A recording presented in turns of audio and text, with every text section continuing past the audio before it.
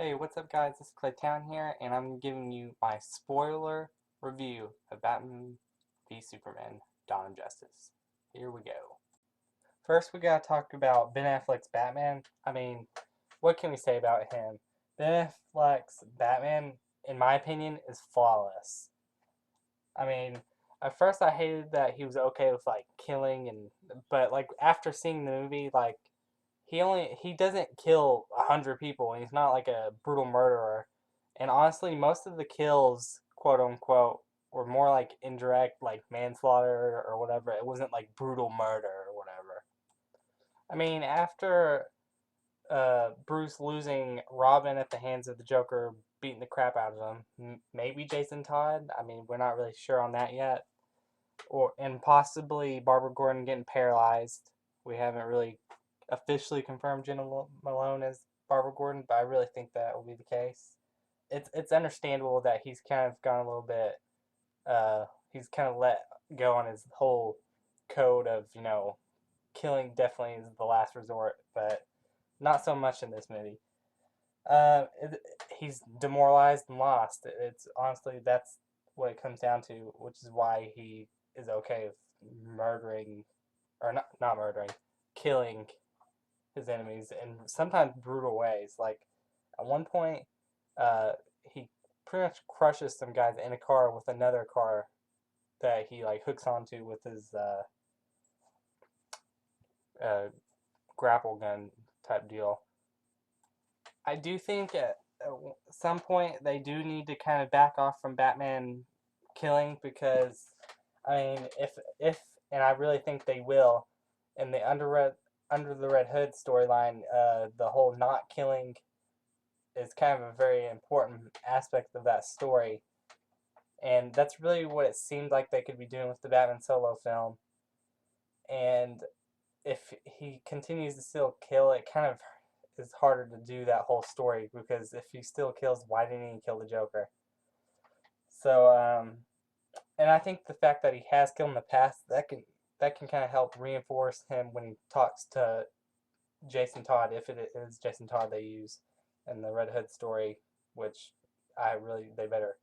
It will help reinforce because he'll be able to explain how much of a dark place it took him when he killed, and that would be the reason why he tells Jason Todd that you shouldn't kill even the Joker because it takes you to a dark place and you basically become no better than the people you're killing.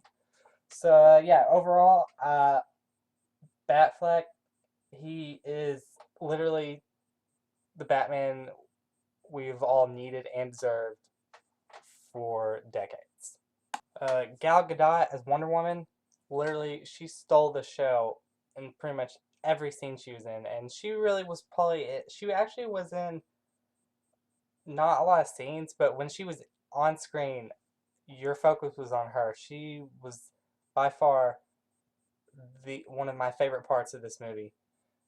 She literally she is Wonder Woman, and her fight scenes, her use of the sword and the shield and the lasso, all amazing. It was so cool to see in the movie. She definitely she stole the show in this movie. Her Wonder Woman solo film. I'm so excited for it's I'm almost I think I'm almost as excited for it as Suicide Squad. Seeing Harley and the Joker in that, like almost they're basically even at this point. There's literally no doubt that Gal Gadot is Wonder Woman. It should put all the haters to rest, and she looks exactly like Wonder Woman. And if you don't think so, if you think she's too small, there's actually a lot of comics you can compare to side by side with her photos, and she looks just like Wonder Woman. People need to quit acting like Wonder Woman was the freaking Hulk. She wasn't enormous, and comic book proportions have always been unrealistic. So Gal Gadot, in my opinion, is as close to as accurate to Wonder Woman as you'll ever get. And one last thing on Wonder Woman, uh, her uh, main theme, like musical theme, it's probably the best music in the entire movie. I love it. It's so like Greek, like mythology type feel to it, and it's awesome. I love it. You'll love it. You know what it is as soon as you hear it. It's amazing. Next, we gotta talk about Jesse Eisenberg's Lex Luthor. I thought he was outstanding.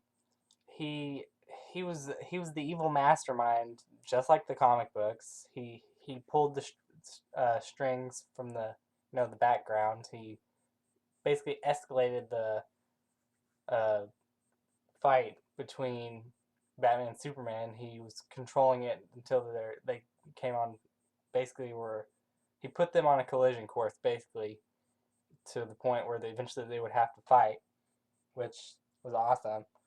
And I do like that they did. They updated Lex Luthor. He wasn't the same Lex Luthor that Gene Hackman played, or Kevin Spacey played, or Michael Rosenbaum played in Smallville. He was the comic book Lex Luthor, mixed a little bit with Mark Zuckerberg, which makes sense because Jesse Eisenberg played Mark Zuckerberg in Social Network, and then a little bit of the craziness from Heath Ledger's Joker. And in my opinion, it just made a perfect Lex Luthor with all that, with the comic book, with the little additions that J.C. Eisenberg himself portrayed the character as. It just made a great Lex Luthor, in my opinion.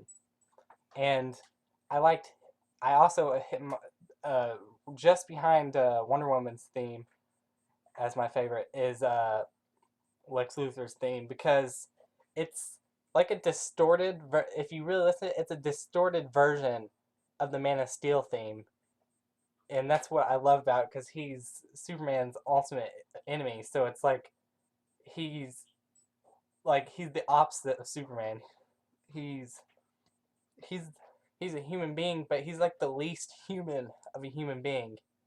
And Superman is the most human, yet he's not a human. So that's why I love that. Lex Luthor. Okay, so we talked about how Lex Luthor kind of basically instigated the fight between Batman and Superman, and that fight was awesome. It pulled a lot of there was a lot of panels from the Dark Knight Returns comic book that they did straight on screen for the film, and they pulled some cool dialogue from for Batman, like um uh like in the trailer you've seen part he's like, let me show you what it means to be a man. That's dialogue straight from the comic book, and I thought that fight was awesome. And I'm sure a lot of Superman fans were probably pissed because in the end result, it ends a lot like the Dark Knight Returns. Batman wins the fight, but luckily in the end, the which I love, this part was really heartwarming. Is on the end, just before Batman was basically going to kill Superman. Superman starts. He's basically saying, "You've got to save Martha," and that's, if you don't know, that's Superman's mother's name, Martha Kent. But what was great is Batman's mother, Martha, was also named Martha, Martha Wayne. So when he says Martha, Batman stops and he's like, "Wait a minute, how do you know that name? Where did you hear that name from?" And it shows this flash of him seeing his mother die again, and he realizes wow, wait a minute, Superman is just as human as I am. He has a mother. He's just as human as I am, and it was just a great moment. Uh, and it really showed Batman. It kind of woke Batman up from his kind of like dark collapse that he's been in probably for years since Robin died or whatever. And I love that moment.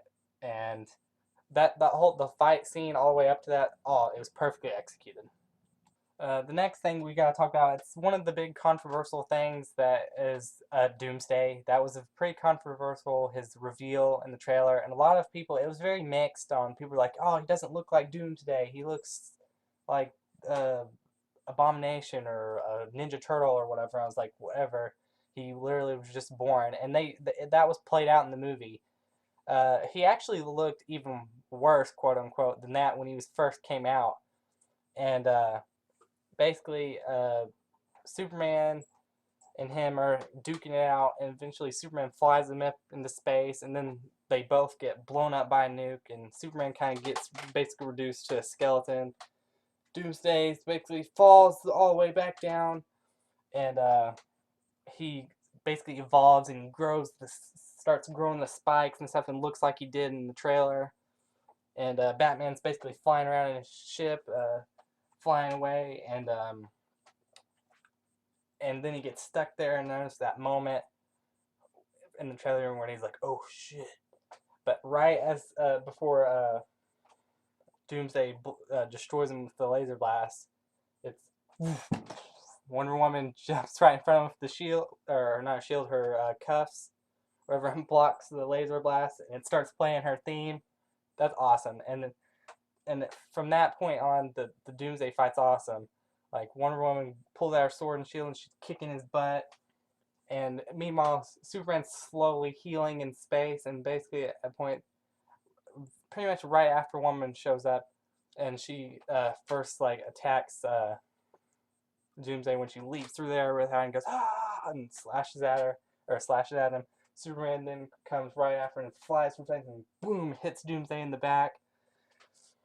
And he even evolves more from that. He evolves, I think, either one more or two more times, and he gets bigger spikes, and he starts looking. Looks even bigger. He looks more like Doomsday. He doesn't look 100% like Doomsday, but they could possibly bring him back. I think in a Superman movie down the road, and he can start getting the spike beard and the that thing on his chest that he has. The like it's like a V or whatever kind of. He's I think he looked pretty awesome. He even gets like a sword spike hand when Wonder Woman cuts off his hand. He kind of evolves and grows this like sword hand type thing. It's awesome. I thought the Doomsday fight was awesome. Doomsday looked pretty cool in my opinion. The last thing we gotta talk about are the Justice League cameos and kind of the tease for the Justice League film. I thought the Justice League cameos were done pretty well. The first one you saw was in kind of the dream sequence with Batman. He kind of has that nightmare sequence that you see, and you see the Omega symbol that kind of teases Darkseid, and then they have all the parademons. And he kind of wakes up from that dream, but then he kind of, and you think he's awake, and then that's when like this electricity explosion kind of happens, and you see the future Flash, I believe it is, because it was Ezra Miller, and he basically warns Batman. He's like, uh, "You were right. You were right. Uh, you have to find us. You have to find us." And then he realizes he's too early because Superman hasn't. Spoiler. Uh, Actually, I'll tell you. I'll talk about that in a second. I actually completely went over that. I'll talk about that in a second. But he basically realizes he's too early. Batman doesn't know what he's talking about, and I thought that cameo was pretty cool. And then later down the road, Gal Gadot is looking through the files, and she opens the file on the Flash, and it has a little electric bolt on it. And it basically has Ezra Miller, and he's got his long hair, and he's in a convenience store buying a drink.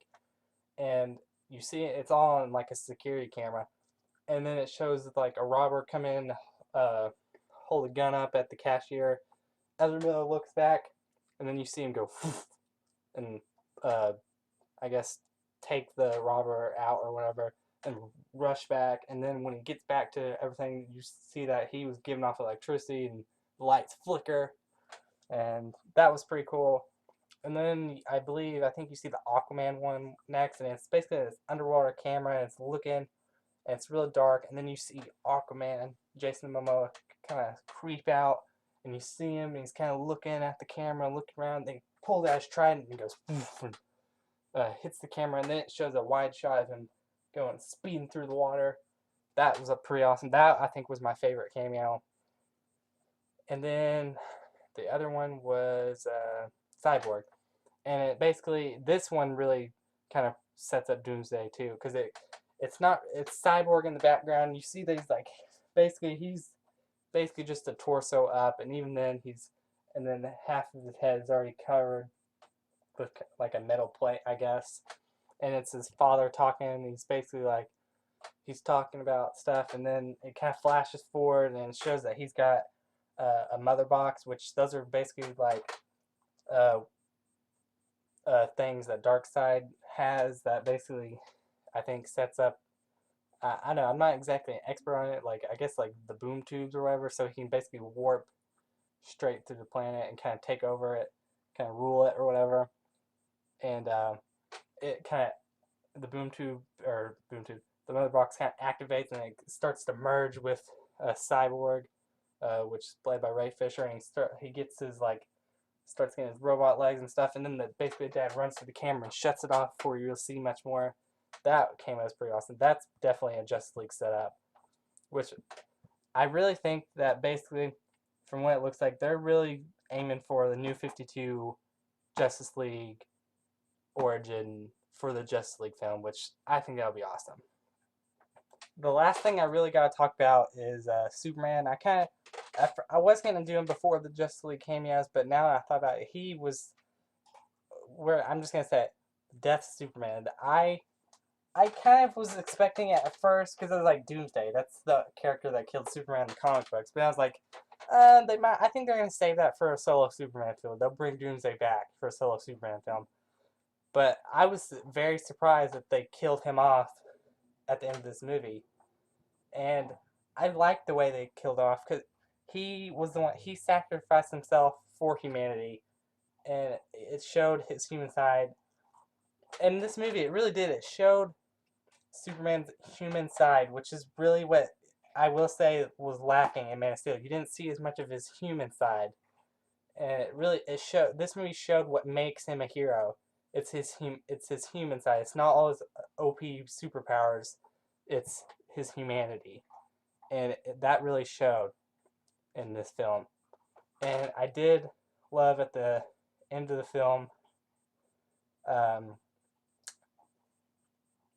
that because I mean a lot of general audience would be like, "What the heck? You just killed Superman!" So I like that they did the last little tease is when Lois Lane drops the dirt on top of his uh, coffin and she walks away. It kind of zooms in close, and the last second you see the dirt start to rise, just like when he first started to fly. Stuff around him started with rising. I thought it was a great way of like Superman's gonna come back. It was great. So yeah, overall, I think Batman v Superman: Dawn of Justice is an amazing movie. It's honestly, it's my personal favorite comic book movie at this point. I love it. It's The Dark Knight meets Watchmen with Man of Steel all mixed in together. Like it's everything I've wanted in a comic book movie for so long. And honestly, I feel like the criticism it's received is from one, people who've turned their brains off when they go see a comic book movie because they're trained to do so for Marvel films. Because I like Marvel films; they're fun to watch, but you don't really have to think when you watch them. They're not that hard to understand. They're mostly just colorful movies with fun action and one-liners and whatnot. And Man of Steel and Batman v Superman and the Dark Knight trilogy, you have to you have to think when you watch those movies. They're a little bit more on there. I mean, a kid can watch them and still have fun, but you have to think when you're watching those movies. They actually are telling you something. They have an actual theme, like they're talking about something political, or they actually have something to say about what's going on in the real world, and they tell it through these characters. And that's why I think the critics are hating on it, because they turn their brains off when they watch the film. And they're like, oh, it's not colorful enough, or it doesn't have enough fun, quote unquote, in it, then it's a bad movie. But it's not. This movie was amazing. I say my only criticism of this movie is probably the first 20 to 30 minutes, probably more on the 20-minute side, is I feel like the pacing was a little bit off, and the editing, like they kind of went back and forth on a couple things in the first 20 minutes. But after that, perfect movie in my opinion. I'd give this movie probably a 9.5 out of 10. It was amazing.